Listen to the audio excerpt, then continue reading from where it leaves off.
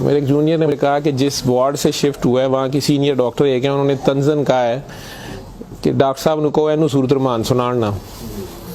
तो ना तो टेस्टों में कुछ आ रहा है और ना कुछ आ रहा है। 4 माह से ऐसे है। तो जो हिस्ट्री होती है, हम जो डॉक्टर्स कॉमन चीज़ें होती हैं वो सारे पूछते हैं। तो बच्चों ने मुझे बताया, जूनियर डॉक्टर्स ने, कि ना शुगर है, ना ये नहीं वो नहीं फलानी।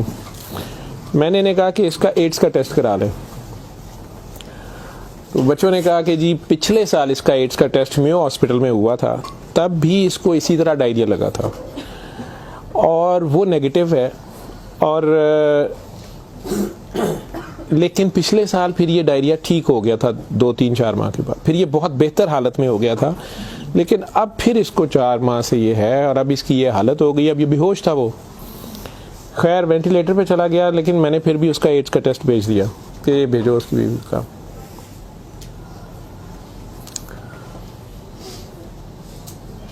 सूरा रहमान हमारे आईसीयू में वैसे ही लगती है, सुबह दोपहर शाम, कई बार मिस हो जाए, दिन में कम से कम एक बार ज़रूर लग जाती है। कोई ना कोई डॉक्टर नर्स ड्यूटी अपनी समझ के इसको लगा देते हैं। वो भी लग रही थी, सारे पेशेंट्स थे।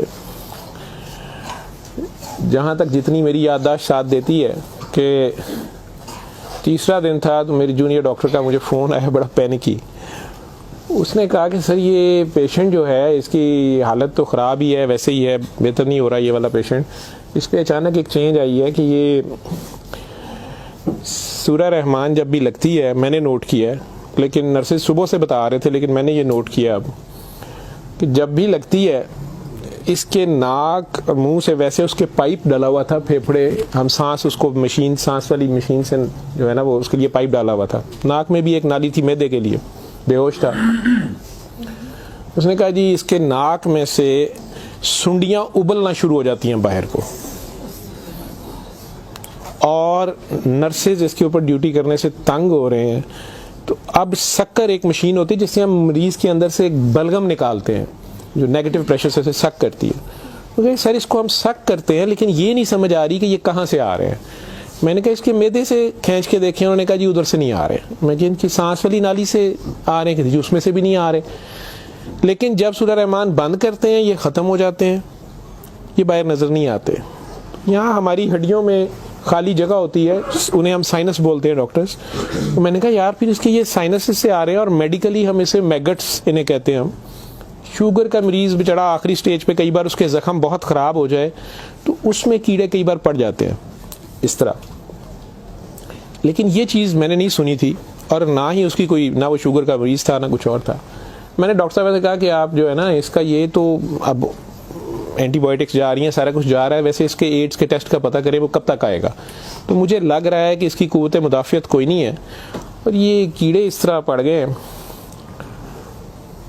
अगले दिन जब मैं राउंड पे आया तो मुझे एक और कहानी पता चली। उन्होंने कहा जी कि इसकी बीवी जो है ना उसने कल रात को हमारी स्टाफ से लड़ाई की है, और वो क्रिश्चियन हमारी जो स्टाफ है नॉन मुस्लिम, शायद उन्हें बड़े गुस्से में उसने कहा कि तुम लोगों ने हमारा मरीज़ ख़राब कर दिया और कीड़े डाल दिए हैं, आप लोगों की केयर अच्छी नहीं है। थी वो बिल्कुल लोअर सोशियो इकनॉमिक स्टेटस से, पुअर, जो अनपढ़ तबका जिसे कहते हैं। तो कहती जी उसने काफ़ी शोर डाला है कि मेरा मियाँ तो बिल्कुल ठीक ठाक था, ये कीड़े आप लोगों ने 3 दिन के अंदर डाल दिए हैं। तो वो डॉक्टर साहब कहने लगे कि बड़ा अच्छी दलील दी है। जो ड्यूटी नर्स थी वो इसको कहने लगी है कि इधर आओ, बल्कि उस नर्स ने हमारी ने नोट किया कि ये सूरा रहमान जब लगती है तो ये ऐसे होता है, तो उसी ने डॉक्टर को मेंशन किया। लेकिन ये औरत शोर डाल रही थी। उन्होंने उसको दूसरे 2 मरीज़ों के पास ले गए जो हमारे पास 5-6 महीने से बेहोश, एक के सर में चोट थी तो उसके दिमाग ख़त्म हुआ हुआ, एक को वैसे फालिज से दिमाग ख़त्म हुआ हुआ था, तो उन्हें घर भी नहीं ले जाया जा सकता था। तो 4-6 माह से वो हमारे पास आईसीयू में है।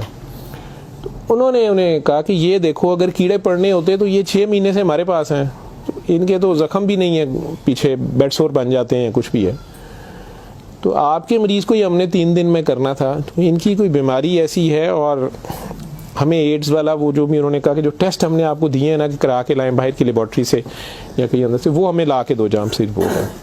उसने कहा जी वो काफ़ी वैसे एग्रेसिव है, तो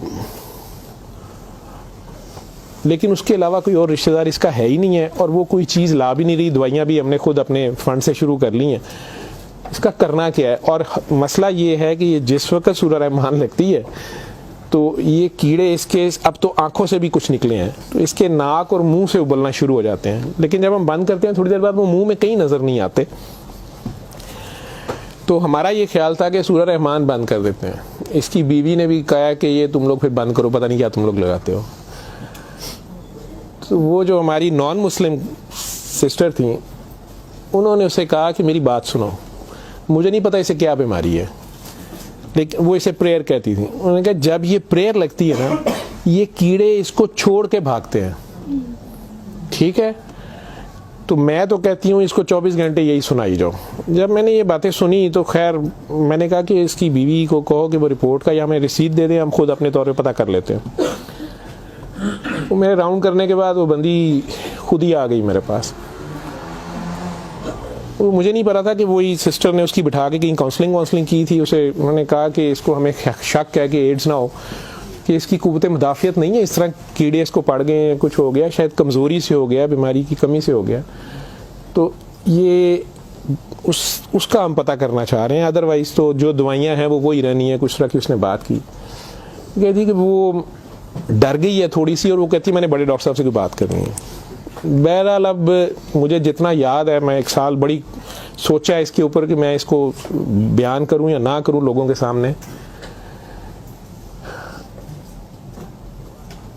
उस औरत ने बड़ी खौफनाक कहानी मुझे सुनाई। जब उसे ये डर पड़ा ना कि इसको एड्स ना हो और उसको ना एड्स लग गई हो, अब वो मुझे कहने लगी इधर कमरे में आके कि डॉक्टर साहब ये जो मेरा मियाँ है ना, ये असल में जादूगर है। मैंने कहा आपने तो पहले दिन लिखवाया कि ये रिक्शा चलाता था और रिक्शा ड्राइवर है। उसने कहा जी ये रिक्शा ड्राइवर तो है, लेकिन ये जादूगर है, काला जादू करता है, लेकिन करता कुरान से था। मुझे हंसी आ गई, मैंने कहा कुरान से काला जादू कैसे हो सकता है। बहरहाल टू कट इट शॉर्ट, उस औरत की हमारे वो डॉक्टर्स ने मुझे, चूँकि वो वीडियो मेरे पास वो सिर्फ पड़ी है जिसमें वो कीड़े प्लेट में हमारी उसे हम डिश कहते हैं, उसमें वो निकाल के वो डाल रहे थे। तो मुझे उन्होंने भेजे कि इसका करना ये क्या है।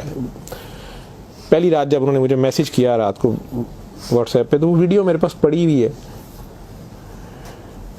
और उसने मुझे बताया जी कि मैं खुद किसी की बीवी थी, उसकी माँ मुझे बड़ा तंग करती थी और मैं चाहती थी कि ये मेरे अंडर आ जाए। मुझे किसी औरत ने, दूसरी ने बताया, हमसाई ने बताया कि ये खामन तुम्हारा गुलाम हो जाएगा, तुम इसके पास चली जाओ। बाकी तफसीलात में मैं नहीं जाता। जो कुछ उसने मुझे बताया, उसने कहा जी कि ये इसका जादू का तोड़ ही नहीं था और इसका काम लाजमी इसका होता था, ये जैसे भी करता था। तरीकाकार उसने क्या कहा जी, इसने कमरे में अंदर एक गाँव तकिया रखा होता था, उसके ऊपर इसने वो जिस तरह स्माइली होता है, जो मुझे समझ आई कि उसने कोई बुत सा बनाया हुआ था, उस कमरे में ये बैठाता था और वो लोगों को पहले तो कुरान शरीफ भी पता नहीं पढ़ने को कहता था, कुछ करता था, फिर उनकी बात सुनता था, सारा कर करा के जो मुझे उसका तरीका वारदात समझ आया या जो भी था। उसने कहा जी कि जो गरजमंद होता था ना, वो दीवाना, औरतें बड़ी दीवानी होती थी, ठीक है, या यंग लड़के लड़कियां कि मेरी वहाँ शादी हो जाए, वहाँ हो जाए, औलाद हो जाए, कई लड़के आते थे। तो जो उसने सबसे गंदी बात मुझे बताई, बड़ी फजूल जो उसकी हरकत थी या जो भी, वो इस्लाम तो हो ही नहीं सकता। उसने कहा जी ये उन औरतों को, और अपने बारे में उसने कहा कि मैंने भी ये गलती की, मेरे से भी ये गुनाह हुआ, लेकिन मुझे गुनाह सवाब का इतना नहीं पता था। तो ये पहले वो तकिए को सजदा कराता था, खुद उसके पीछे खड़ा हो जाता था, फिर वो कहता था कि ये असल में तुम लोगों पे काला जादू हुआ है, इसको तोड़ने के लिए पता नहीं नूरी बड़ा जरूरी है, ठीक है। फिर वो हमें कहता था कि वुजू करके आओ, ठीक है, वुजू करके आते थे, वो पता नहीं कौन सी सूरत पड़ा, वो कई सूरतें मिक्स करता था। ये सब करते कराते 1-2 सेशनों के बाद कुछ नहीं लेता था। फिर जो ज़्यादा लोग अपने काम के पीछे दीवाने होते थे, उनको बताता था कि इसमें बड़े पैसे भी लगेंगे, ये जान पे खेलना पड़ना है, पता नहीं क्या करना, और तुम्हें भी मेरे साथ करना पड़ेगा, इसमें बड़ा कुछ जो है ना रिस्क है, लेकिन काम तुम्हारा हो जाएगा। वो जो भी उसकी कहानियाँ थीं, जो उसको बाद में किसी और वजह से पता चली, जो मुझे वो बता रही थी कि जी ये औरतों के साथ भी और यंग लड़कों के साथ या मर्दों के साथ भी गलत काम करता था, फिर उन्हें अपना गंद खाने पे मजबूर करता था, फिर उन्हें पता नहीं कौन से कोई आयत, मतलब आयत बनाई हुई थी या कोई नाम था पता नहीं क्या, कि अरबी के जी ये पढ़ के ना तुमने ये मिक्सचर जो है ना, ये हंडिया पकाते हुए थोड़ा सा बीच में गंद डाल देना है और अपने खामन को खिला देना है, या उस लड़की को खिला देना है, या उसको खिला देना है। तो मैं अपने खामन के साथ ये सारा कुछ किया मैंने। अब मुझे बताएं कि जब वो उस बंदे के साथ ही सो गई तो उसके खामन तो वो रहा ही नहीं है ना, तो ना वो मुसलमान रही है, ना वो ये हरकतें सारी। अब उसके बाद बकौल इन खातून के, इस लड़की के, कि जी वो खामन जो मेरा था उसमें तो तब्दीली नहीं आई, उसने मुझे फुल मारना शुरू कर दिया। और मुझे इसकी, मेरे तड़प इसकी तरफ भागती थी कि मैं इसके पास आऊँ। तो फिर मैंने इसके पास वैसे आना शुरू कर दिया कि मैंने तुम्हारे साथ शादी करनी है, मैंने उधर से तलाक लेनी है, मैंने ये करना है वो करना है। तो मैं उन्हें बताए बगैर इसके पास आ गई। इसके साथ मैं 6 माह रही। इसने कहा कि फिर ऐसे ही रहना पड़ेगा, और इस सारे काम में मैं शामिल हुई। तो इसने वैसे मुझे कहा कि निकाह हो गया है हमारा, कुरान शरीफ पे इसने निकाह किया। उसने कहा हम दोनों की रजामंदी निकाह है, वो पीछे से तलाक लेके नहीं आई, ठीक है। उसके बाद इसको ये डायरिया लग गया। डायरिया लगने के बाद ये कहती है कि जी मेयो अस्पताल में जब हम थे 4 महीने हमें हो गए, और बुरा हाल था इसका पिछले साल। तो ये एक दिन मुझे कहने लगा कि मैं कहता हूँ कि मैं अल्लाह से तौबा कर लूँ, अल्लाह मेरी जान बख्शी कर दे, तो मैं तौबा करूँ और मैं ना अब रिक्शा ही चला के उसमें जितनी रोटी रोजी होगी तू मेरे साथ गुजारा कर लेगी, और तू भी वापस चली जा अपने खामन के पास, ठीक है। और उधर से जाके तलाक ले ना ले, और ये निकाह नहीं है, और जो भी उसने कहा कि जी हमने तौबा कर ली बकौल उसके, जो उसकी समझ थी। ये कहती है जी मैं वापस गई, मेरे खामन ने फिर मुझे मारा। उसने कहा मैं तुम्हें तलाक दे चुका हूँ, तुम मेरी तरफ से फारिग हो, तुम कहाँ से आई हो, ये आई हो, इतनी देर बाद आई हो, जो भी आई हो। खैर मैं फिर वापस इसके पास आई। तो ये कहती है कि जी वो मैं कोई 48 घंटे बाद, शायद 2 दिन बाद वापस आई है। देखो मैं अस्पताल थी, डॉक्टर बड़े हैरान सन, ये पेट से ठीक हो गया सी, यदि टट्टियाँ रुक गई सन। उन्होंने क्या दवाई फलानी माफक आ गई है, फलानी माफक आ गई है। तो ये अपने पैरों पे खड़ा हो गया। अगले कोई 10-12 दिनों में उन्होंने छुट्टी दे दी। फिर ये मुझे मस्जिद एक में लेके गया, वहाँ हमने निकाह किया, ठीक है। निकाह किया, ये रिक्शा चलाना शुरू हो गया। तो डॉक्टर साहब 6 महीने इन्हें बड़ी मेहनत की थी, रिक्शा भी चलाया, मैं भी कदे सुखी गिली खांदे सा चंगा भला सी। पर डॉक्टर साहब दुनिया बड़ी जालम है, यदि शोहरत सी दुनिया पिछे पैंदी सी, कहना सी मैं काम छड़ छड़िया है। डॉक्टर साहब हूँ फिर एक बच्ची आई, तो बड़ी सोहनी सी,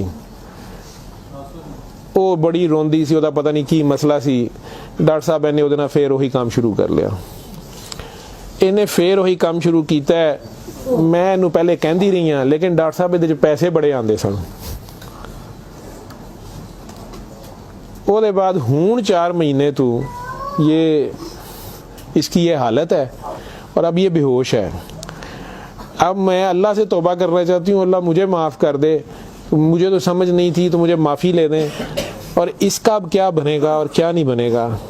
मैंने ये काफ़ी बीच में से सेंसर करके आप लोगों को सारी बात सुनाई है। और मुझे कहती है जो कीड़े इसके अंदर से निकलते हैं ये क्यों आ रहे हैं, ये कहाँ से आ रहे हैं। मैं कि बीबी ये, मैंने उसे साइनसेस वगैरह समझाया। मैं कि ये इसके बहुत ज़्यादा खून की कमी है, इसके अंदर जरासीम पड़ गए हैं, जो भी। मैं डॉक्टरी तो मैं उसे और क्या मैं उसे कहता।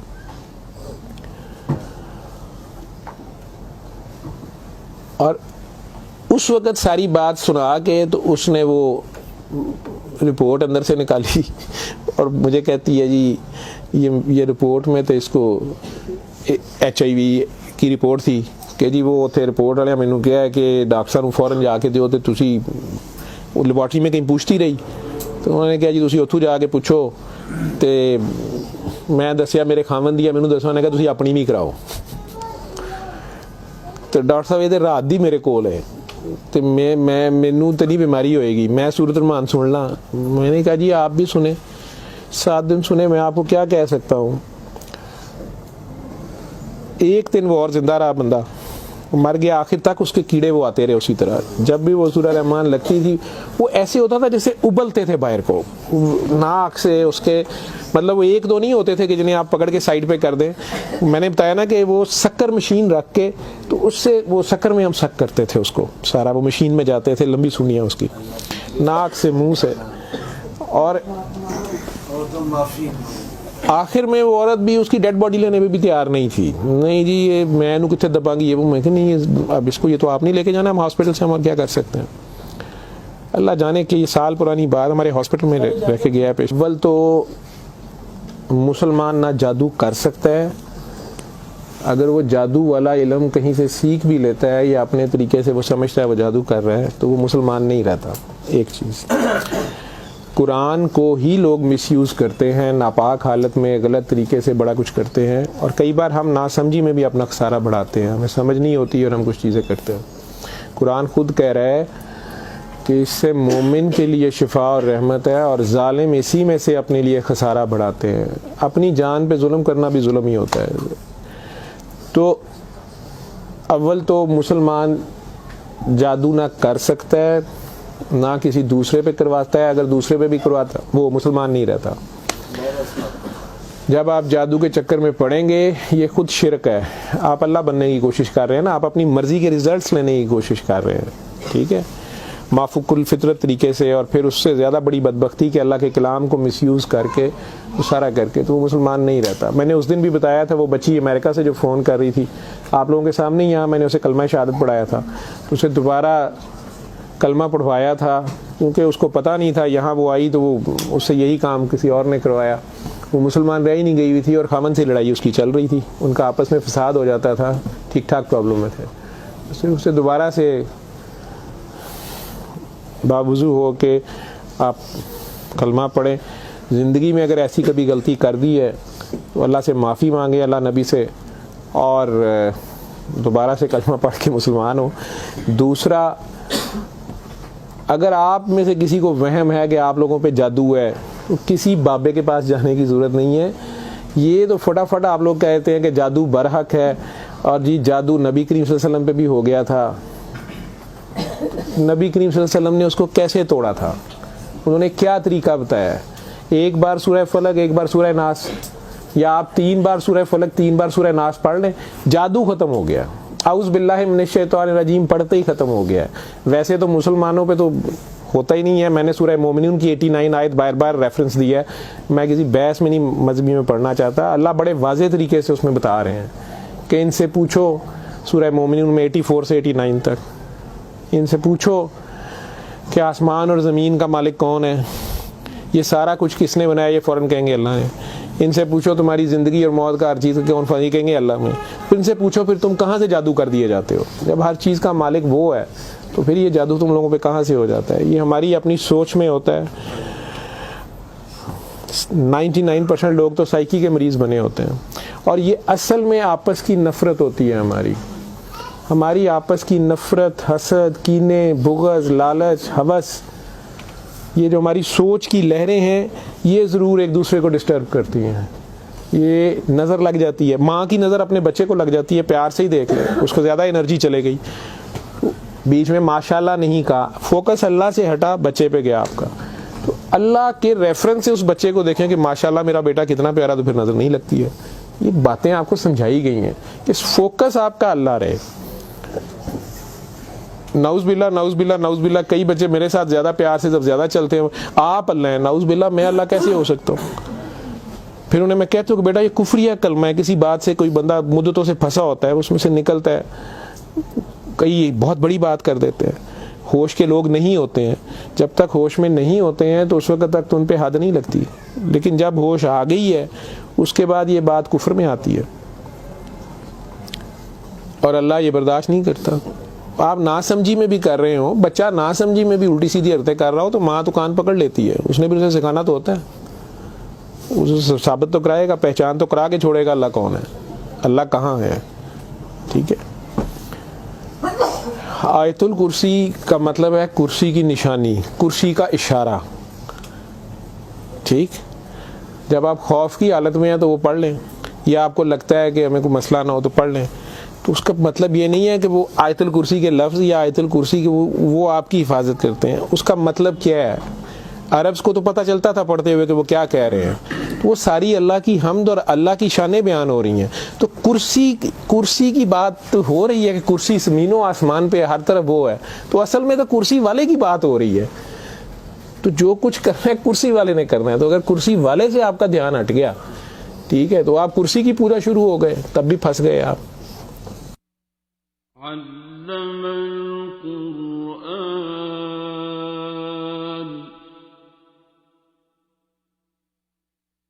खलक़ल इंसान